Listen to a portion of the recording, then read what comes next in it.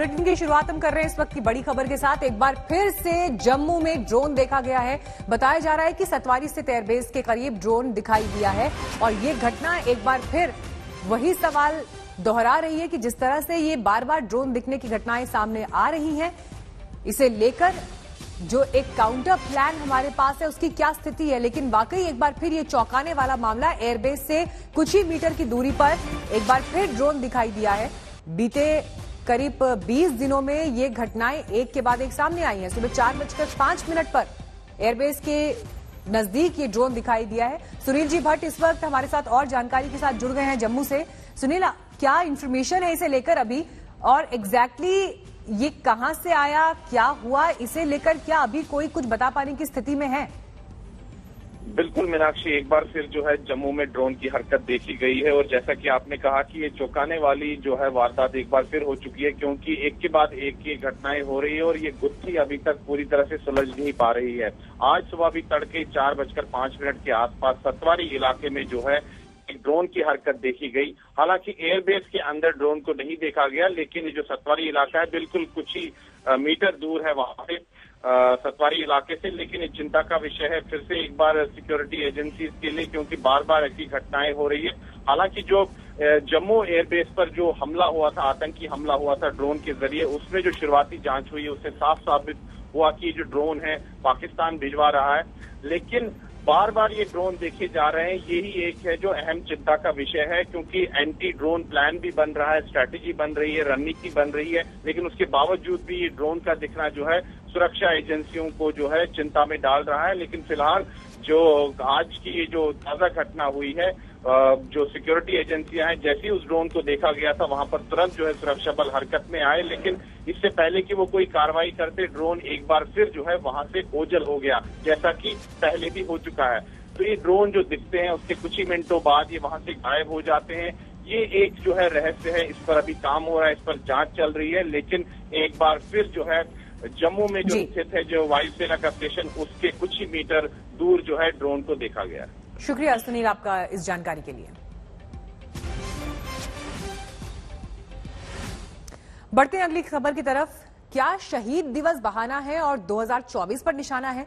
ये सवाल दरअसल इसलिए क्योंकि ममता बनर्जी की तृणमूल कांग्रेस आज शहीद दिवस मना रही है और इस मौके पर उसका मेगा प्लान है यही, और इसी के सियासी मायने निकाले जा रहे हैं। तृणमूल कांग्रेस भी खुलकर इसे स्वीकार कर रही है। वैसे भी हर साल 21 जुलाई को तृणमूल कांग्रेस शहीद दिवस मनाती है, लेकिन इस बार प्लानिंग कुछ अलग है।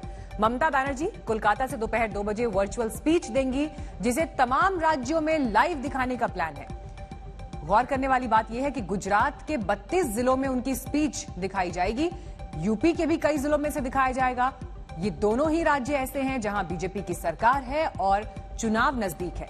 गुजरात में टीएमसी विधानसभा चुनाव भी लड़ेगी। इसके अलावा दिल्ली, असम, त्रिपुरा, तमिलनाडु समेत कई राज्यों में ममता की स्पीच लाइव दिखाई जाएगी। यानी साफ है, ममता बनर्जी राष्ट्रीय स्तर पर अपनी सियासत को ले जा रही हैं। दूसरी तरफ बीजेपी ने भी मोर्चा संभाल लिया है। पश्चिमी बंगाल चुनावों के बाद हुई हिंसा में अपने कार्यकर्ताओं की हत्या के विरोध में बीजेपी दिल्ली के राजघाट में धरना दे रही है, तो बंगाल में विरोध रैलियां करने का प्लान है।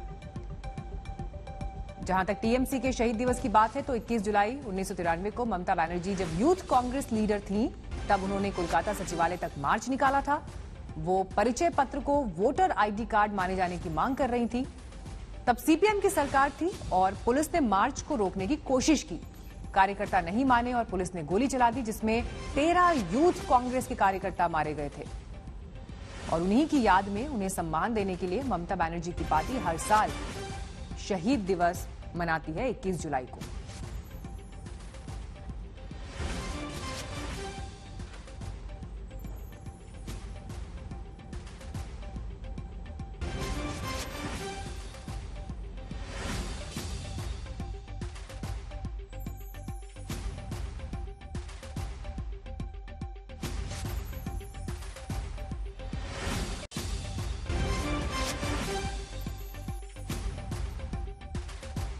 समूचे कोलकाता में शहीद दिवस की तैयारियां जोरों शोरों से चल रही हैं। इस वक्त हम लोग ममता बनर्जी के घर के सामने हैं। कुछ ही मीटर दूर ममता बनर्जी का घर है, लेकिन ये जो गली है उनके घर तक जा रही है पूरी तरह से सजा दी गई है टीएमसी के झंडों से, और ये दोनों तरफ झंडे लगाए गए हैं। सिर्फ यही नहीं, जगह जगह एलसीडी स्क्रीन लगाए जा रहे हैं। इस वक्त ममता बनर्जी के घर के उल्टी तरफ भी एक कार्यक्रम, छोटा कार्यक्रम जो होगा उसकी तैयारियां चल रही हैं। एक शहीद वेदी बनाई गई है, आप सड़क के उस पार देख सकते हैं, ये शहीद वेदी बनाई गई है। यहाँ पर एलसीडी स्क्रीन भी लगाया जाएगा और ममता बनर्जी के घर के ठीक बगल में भी एक एलसीडी स्क्रीन लगाया जाएगा। पूरे पश्चिम बंगाल में भी जगह जगह जो ब्लॉक्स हैं वहां पर एलसीडी स्क्रीन लगाए जा रहे हैं और ये पहला मौका है जब शहीद दिवस का कार्यक्रम हिंदुस्तान भर में हो रहा है, सिर्फ बंगाल में नहीं है। गुजरात में, दिल्ली में, यूपी में, त्रिपुरा में, केरल में, हर जगह इस बार शहीद दिवस कार्यक्रम को एलसीडी स्क्रीन के जरिए लोगों तक पहुंचाने की तैयारी टीएमसी ने की है और उसकी वजह बिल्कुल साफ है। 2024 के लिए ममता बनर्जी का मेगा प्लान और उसके लिए उन्होंने आज का दिन चुना है और पहली बार वो बांग्ला के अलावा हिंदी और अंग्रेजी में भी आज भाषण देगी। काफी लंबा होगा भाषण सूत्रों के मुताबिक और इसमें राष्ट्रीय राजनीति को लेकर भी ममता बनर्जी बात करने वाली हैं। कैमरामैन श्याम सुंदर घोष के साथ अनुपम मिश्र, आज तक, कोलकाता। अब गुजरात चुनाव में भी खेला होवे। जी हाँ, बिल्कुल, टीएमसी जो है वो अब गुजरात में भी 2022 के चुनाव में खेला करने के लिए तैयार है और आप देख सकते हैं जो बड़े बैनर्स हैं वो यहाँ पे लगाए गए हैं। ममता दीदी 2022 के चुनाव में गुजरात में जो उनकी पार्टी है वो चुनाव लड़ने जा रही है। वैसे में ये वर्चुअल मीटिंग का यहाँ पे बैनर लगाया गया है। ये अहमदाबाद का गीता मंदिर बस स्टैंड है जहाँ पे दिन के हजारों लोग आते हैं और यहाँ से अलग अलग इलाकों की बस लेकर निकलते हैं। तो वैसे में यहाँ पे ये लगाया गया बैनर जो है वो ज्यादा से ज्यादा लोगों तक पहुँच पाए, उसका ये पर्पस है। और आप देख सकते हैं इसमें लिखा हुआ है 21 जुलाई शहीद दिन के दोपहर 2 बजे वर्चुअल मीटिंग की जाएगी और चेयरपर्सन होगी ममता बनर्जी। यानी जो तृणमूल कांग्रेस है वो इस बार गुजरात में खेला करने के लिए तैयार है। और शहीदी दिवस को लेकर कोलकाता से दिल्ली तक सियासत भी जबरदस्त रही। इस दौरान आपको दिखाते हैं कि किस तरह के बयान नेताओं की तरफ से दिखाई दिए। इससे हम लोग इस बार एक दिन लड़ाई शुरू हुआ था 1993 में बंगाल से सीपीएम को हटाने के लिए और इस बार हम लोग सारी देश से नरेंद्र मोदी का एक नया टंडे सरकार को हटाने के लिए हम लोग शपथ लिया है और सारी देश में ये जो वर्चुअल मीटिंग सारी देश में, तमिलनाडु में, गुजरात में, महाराष्ट्र में, दिल्ली में, त्रिपुरा में, बांग्ला में, सभी जगह में ये वर्चुअली देखा जाए। तृणमूल कांग्रेस जो 21 तारीख शहीद दिवस मना रहा है, जो दूसरा पार्टी का 200 कार्यकर्ता को मौत का घाट उतार दिया, वो शहीद दिवस कैसे मना रहा? उसका शहीद दिवस ढंग नहीं है। किसान मूवमेंट में टिकायत जी जो किसान मूवमेंट का लीडरशिप में है वो भी आए थे बंगाल में, आके बोल के गए हैं कि बीजेपी के खिलाफ लड़ाई लड़ना है तो जननेत्री ममता बनर्जी का नेतृत्व में ही लड़ना है। इसीलिए इस बार 21 जुलाई ये जो इन लोगों का जो शहादत है, इन शहादत को तब तक हम लोग एकदम सैल्यूट कर पाएंगे जब 2024 में बीजेपी को ममता बनर्जी के लीडरशिप में हरा पाएंगे। ममता बनर्जी অনেকদিন ধরে ন্যাশনাল লিডার হওয়ার চেষ্টা করছেন। উনি সমস্ত পার্টিগুলো ডেকে নিয়ে ব্রিগেডের সভাও করেছিলেন। তারপরে সেই পার্টিগুলো বেশিরভাগই নিশ্চিহ্ন হয়ে গেছেন। ওনারও 34 থেকে 22-এ নেমে গেছে পার্লামেন্টারি সিট। সেই জন্য যারা বাংলা সামলাতে পারেনি তারা ভারত কি সামলাবে।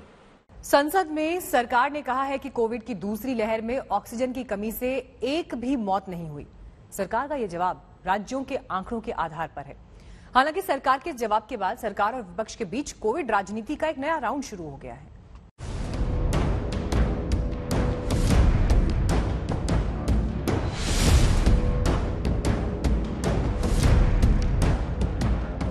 अप्रैल मई के महीने में कोरोना मरीजों की उखड़ती सांसों पर अफरा तफरी मची थी। अस्पतालों में ऑक्सीजन सप्लाई की कमी से मरीजों की मौत की खबरों ने देश का दिल चीरा था।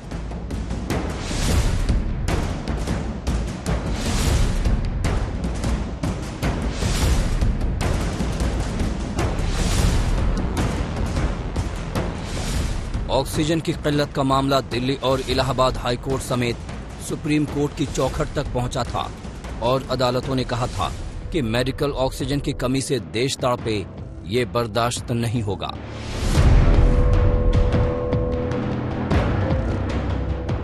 लेकिन अब देश की संसद को बताया गया है कि ऑक्सीजन की कमी से कोरोना की दूसरी लहर में एक भी मौत नहीं हुई।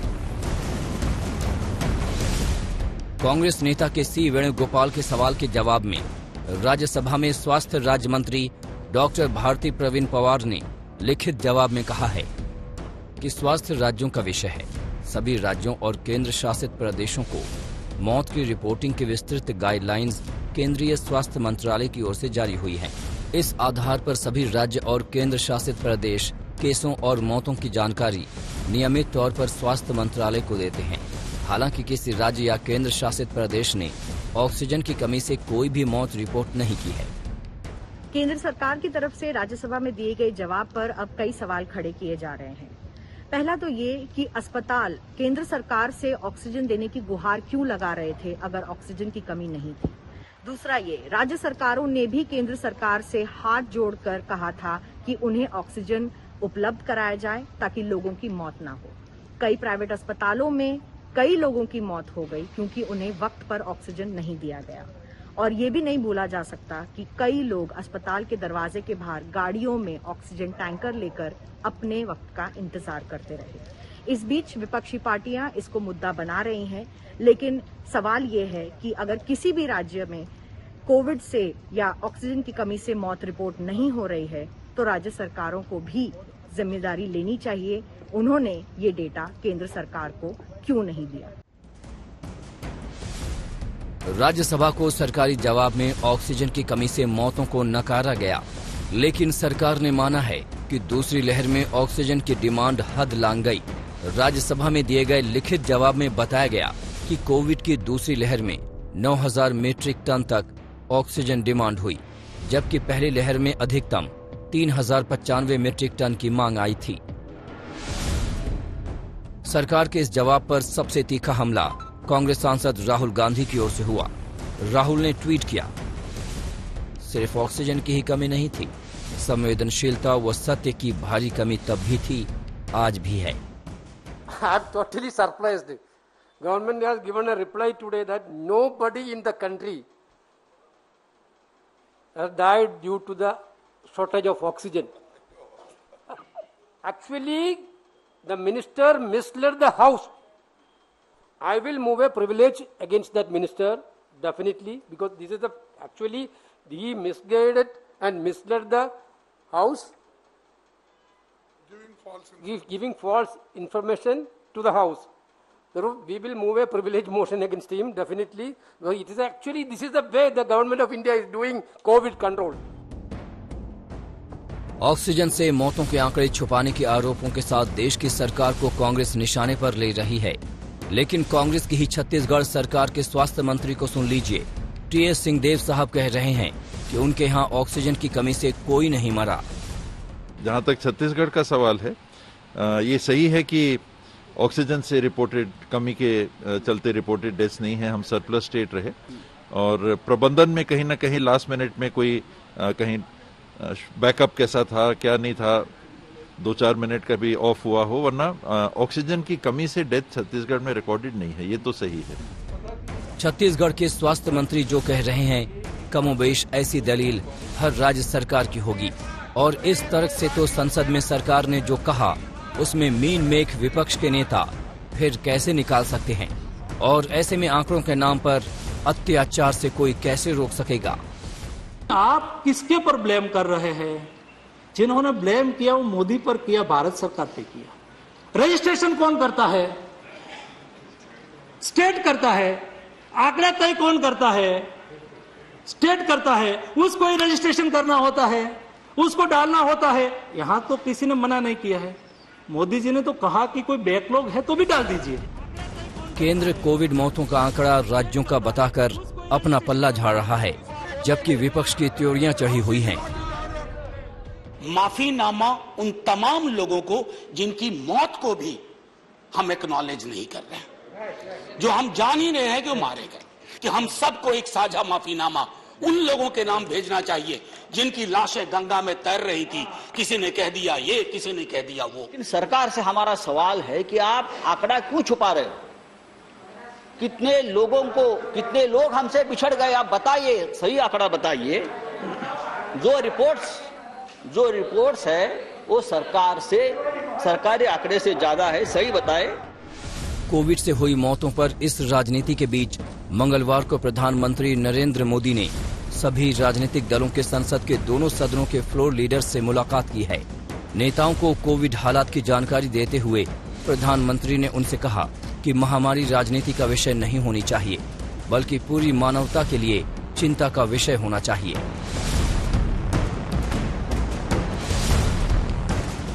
दिल्ली से आनंद पटेल और मिलन शर्मा के साथ आज तक ब्यूरो। फिल्मों में आपने देखा और सुना भी होगा चांद के पार चलो, लेकिन अगर असलियत में कोई आपसे कहे चलो अंतरिक्ष की सैर कराएं, तो क्या आप हैरान होंगे? शायद हो सकते हैं, लेकिन अब आपको हैरान होने की जरूरत नहीं है, क्योंकि अंतरिक्ष में सैर सपाटा करने वालों की तादाद में एक और नाम जुड़ गया है। लोग बहुत ज्यादा पैसा खर्च करके भी अंतरिक्ष में पार्टी करने के लिए तैयार हैं, और इस कड़ी में अध्याय जुड़ा है दुनिया के सबसे अमीर शख्स जेफ बेजोस की वजह से। जेफ बेजोस अंतरिक्ष की सैर करके आए हैं।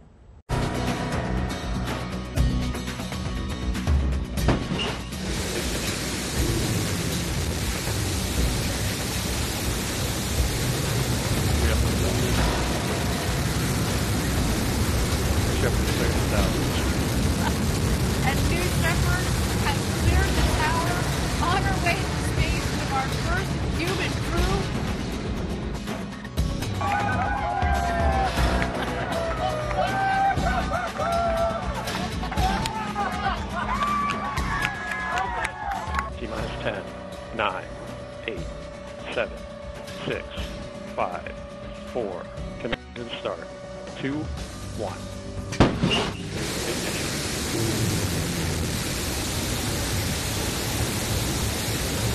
We have to fly. Ship is cleared to south. अंतरिक्ष में उड़ान का एक और अध्याय लिखा जा चुका है। अंतरिक्ष के सफर की ओर दुनिया अब एक और कदम बढ़ा चुकी है। आम इंसानों के लिए अंतरिक्ष की सैर का सपना सच होता दिख रहा है, क्योंकि दुनिया के सबसे अमीर शख्स जेफ बेजोस की स्पेस ट्रिप ने आसमान में उड़ान के एक और रास्ते को खोल दिया है, जिसे अब तक ज्यादातर लोग सिर्फ कल्पना ही मानते थे। अंतरिक्ष का ये सफर जितना रोचक था, उतना ही जोखिम भरा। यही वजह है कि उड़ान पूरी होने के बाद जब जेफ बेजोस अपनी टीम के साथ फ्लाइट से बाहर आए, तो इसे अपनी जिंदगी का सबसे शानदार दिन बताया।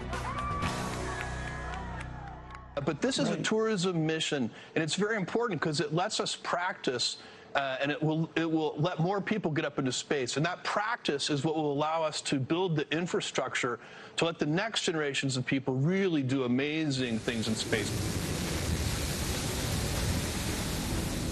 बेजोस की ब्लू ओरिजिन कंपनी के न्यू शेफर्ड रॉकेट ने वेस्ट टेक्सास के रेगिस्तान से जब उड़ान भरी, तो भारत में शाम के 6:42 का वक्त हुआ था।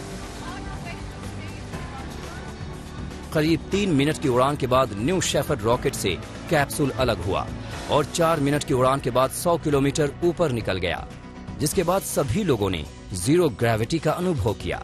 बेजोस की फ्लाइट 11 मिनट तक अंतरिक्ष में रही, यानी इस दौरान फ्लाइट पृथ्वी की कक्षा में नहीं आई।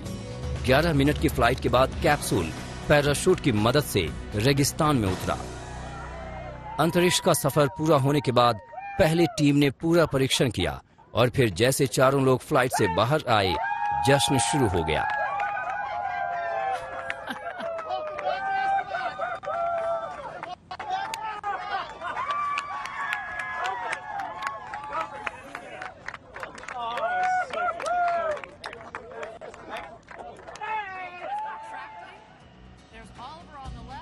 बड़ी बात यह है कि यह ब्लू ओरिजिन की पहली बिना पायलट की सब ऑर्बिटल फ्लाइट है, जिसमें आम नागरिक सवार हुआ।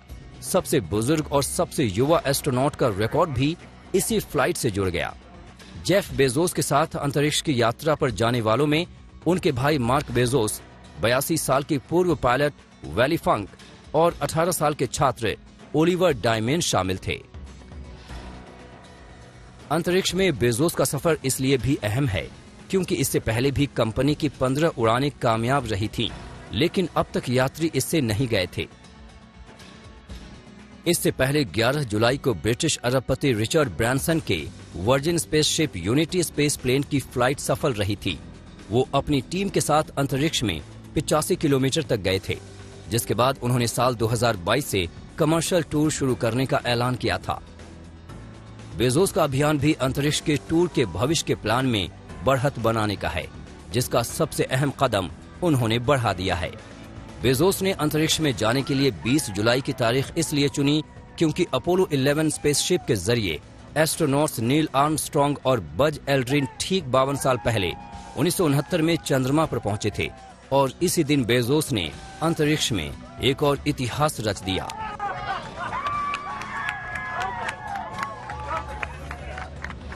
आज तक ब्यूरो।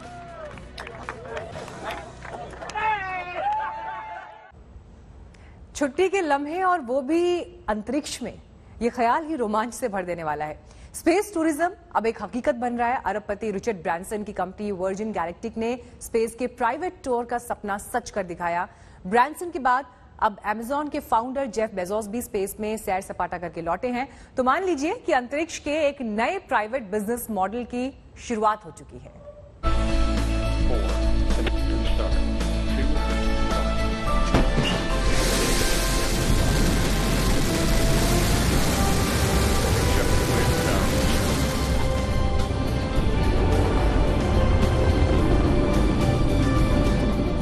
घुमक्कड़ों की दुनिया विस्तारित हो गई है, धरती से आकाश तक। घुमक्कड़ों की दुनिया विस्तारित हो गई है, समंदर से धरती तक तो प्लान बनाइए और अंतरिक्ष घुमाइए।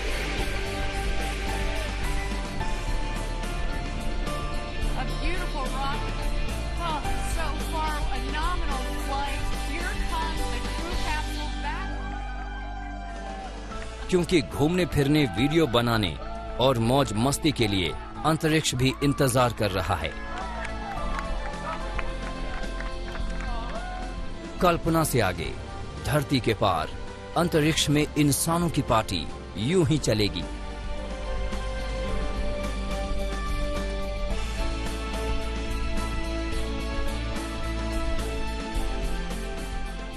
ये तस्वीरें दुनिया की टॉप ई-कॉमर्स कंपनियों में शामिल अमेजॉन के फाउंडर जेफ बेजोस की हैं। बेजोस अंतरिक्ष के 11 मिनट की यात्रा करके धरती पर लौट आए हैं। उनके साथ 3 और यात्री थे।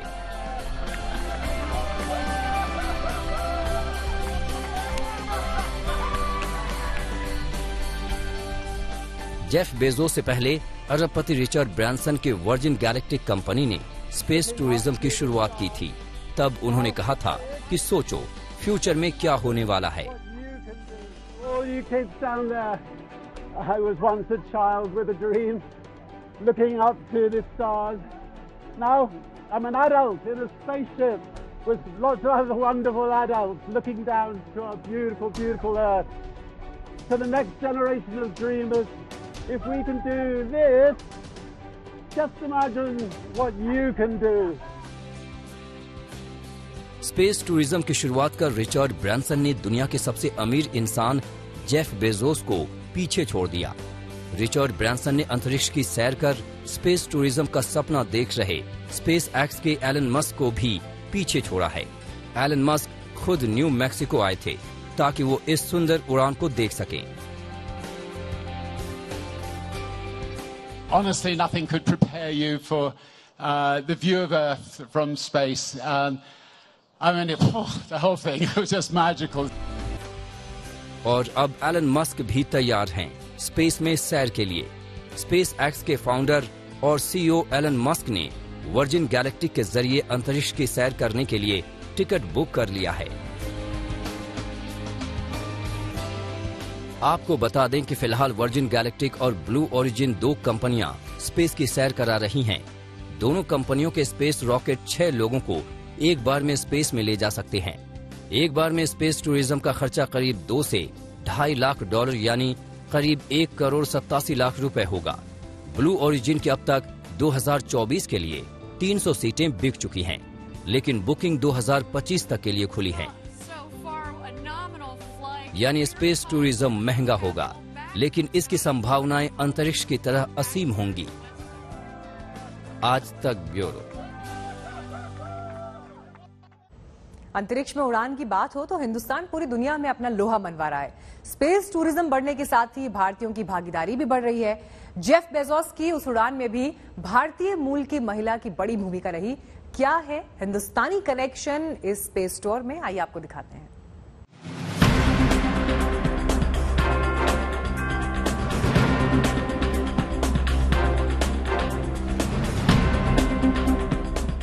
ऊपर से भारत कैसा दिखता है आपको? मैं बगैर किसी झिझक के कह सकता हूँ कि सारे जहां से अच्छा। दुनिया ने जब अंतरिक्ष की उड़ान भरी तो हिंदुस्तान ने भी तेजी से आसमान की ओर कदम बढ़ाए। दुनिया के बड़े बड़े मिशन में भारतीय मूल के चेहरों ने अपना लोहा मनवाया। बेजोस ने जब अंतरिक्ष की उड़ान भरी तो यहाँ भी भारतीय मूल की संजल गवांडे की भागीदारी नजर आई। ब्लू ओरिजिन की इस स्पेसशिप को 13 इंजीनियरों की जिस टीम ने तैयार किया है, उनमें महाराष्ट्र में जन्मी 30 साल की भारतीय इंजीनियर संजल गवांडे भी शामिल हैं। संजय गवांडे का जन्म मुंबई के पास कल्याण में हुआ है। वो स्पेस फ्लाइट सर्विस कंपनी में सिस्टम इंजीनियर हैं और बचपन से ही उन्होंने एक दिन स्पेसशिप बनाने का सपना देखा था। मुंबई यूनिवर्सिटी से मैकेनिकल इंजीनियर में बैचलर करने के बाद संजल 2011 में अमेरिका चली गई और वहां मिशिगन टेक्नोलॉजिकल यूनिवर्सिटी से इसी विषय में मास्टर्स किया। परिवार के मुताबिक 2016 में कमर्शियल पायलट का लाइसेंस हासिल करने के बाद उन्होंने नासा में जॉब के लिए आवेदन डाला, लेकिन नागरिकता के मुद्दे पर उनका चुनाव नहीं हुआ। इससे वो जरा भी विचलित नहीं हुई और ब्लू ओरिजिन में जॉब के लिए आवेदन डाला और उन्हें सिस्टम इंजीनियर के लिए चुन लिया गया, जहां वो इस मिशन का हिस्सा बनी।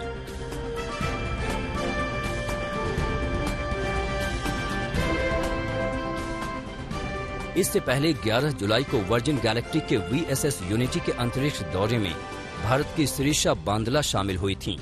आंध्र प्रदेश के गुंटूर जिले में जन्मी श्रीषा बांदला कल्पना चावला और सुनीता विलियम्स के बाद अंतरिक्ष में जाने वाली तीसरी भारतीय मूल की महिला बनी। परिवार को जब एक ग्रुप कॉल में श्रीषा ने अपने स्पेस जाने की खबर सुनाई थी, सब अवाक रह गए और कुछ देर के लिए शांति छा गई। उसके बाद सभी ने एक सुर से श्रीषा के फैसले का पूरे मन से स्वागत किया और खुशी जताई।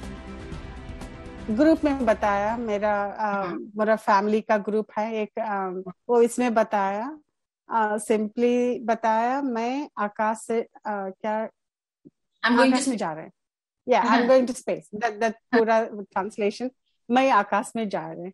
तो सभी का मुंह में कुछ नहीं, सिंग करने का बहुत टाइम लगा, तो लाइक 2-3 मिनट्स सभी लोग थोड़ा साइलेंट है। देन अगेन क्या हो रहा है, क्या कर रहे हैं, क्या कहाँ जा रहे हैं, सभी लोग ऐसे पूछने लगा। तब से वी आर ऑल, हम सभी लोग कितना खुश है, कितना गर्व भी कर रहे हैं इसके साथ। श्रीषा में अंतरिक्ष जाने की इच्छा इतनी प्रबल थी कि एक बार उसे कुत्ते ने काट लिया था, जिससे उंगली बुरी तरीके से कट गई थी। डॉक्टर ने उंगली में स्टील रॉड डालने के लिए कहा, लेकिन श्रीषा तैयार नहीं हुई, क्योंकि उसको पता था कि अगर उसकी उंगली में रॉड डाल दी जाएगी तो वो स्पेस नहीं जा पाएगी। ये घटना उस वक्त की है जब श्रीषा महज 12वीं में पढ़ती थी और श्रीषा ने कष्ट के साथ ऐसे कई हालातों का डट कर सामना किया और उनकी ये मेहनत रंग लाई।